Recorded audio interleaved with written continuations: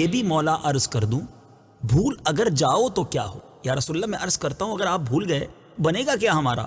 وہ ہو جو تم پر گراں ہے، وہ ہو جو ہرگز نہ چاہو۔ گراں یعنی بھاری، ناپسندیدہ۔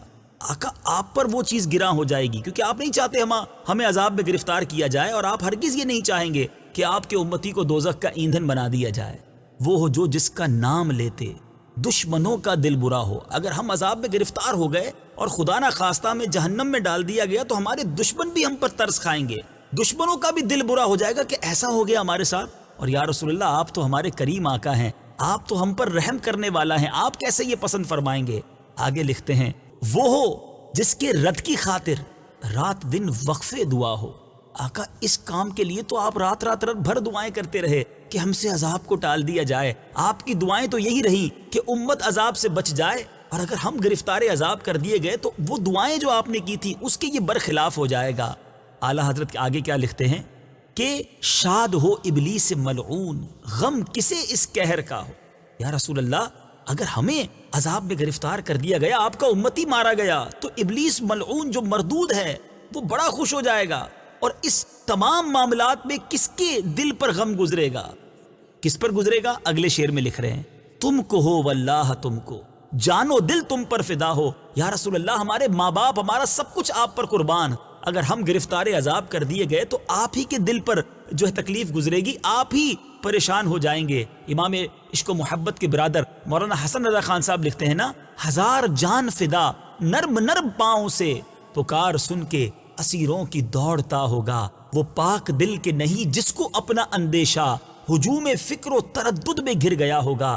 آقا تکلیف تو آپ کے دل پر گزرنی ہے اگر ہم گرفتار عذاب بن گئے۔ آگے لکھتے ہیں تم کو غم سے حق بچائے، غم عدو کو جاں گزا ہو۔ عدو کہتے ہیں دشمن کو۔ یا رسول اللہ رب آپ کو غم سے بچائے، ہاں آپ کے دشمن پر غم ایسا ہو جو اس کے دل میں گھر کر جائے اور تادیر قائم رہنے والا غم ہو۔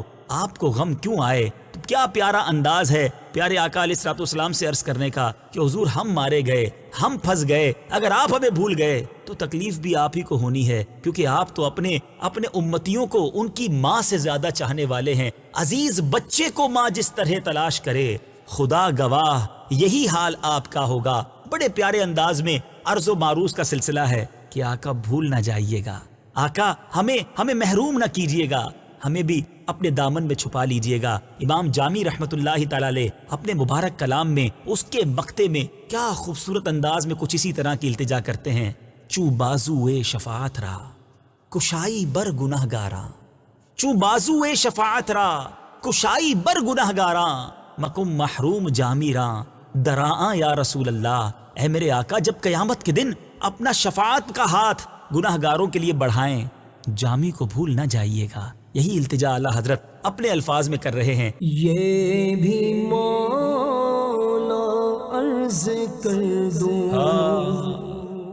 یہ بھی مولا عرض کر دوں، یہ بھی مولا عرض کر دوں، بھول اگر جاؤ تو کیا ہو، وہ ہو جو تم پر گرا ہے، وہ ہو جو ہرگز نہ چاہو، وہ ہو جس کا نام لے کر دشمنوں کا دل برا ہو، وہ ہو جس کے رد کی خاطر، وہ ہو جس کے رد کی خاطر رات دل وقف دعا ہو، رات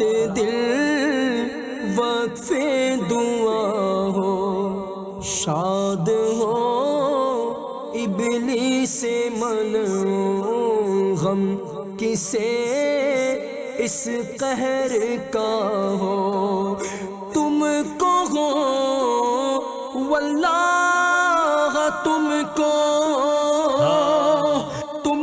ہو واللہ تم کو، جانو دل تم پر فدا ہو، جانو دل تم پر فدا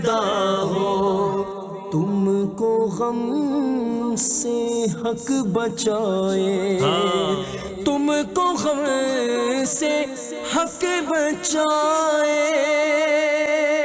تم کو غم سے حق بچائے، غم عدو کو جا گزار ہو، غم عدو کو جا گزار ہو۔ سبحان اللہ، سبحان اللہ۔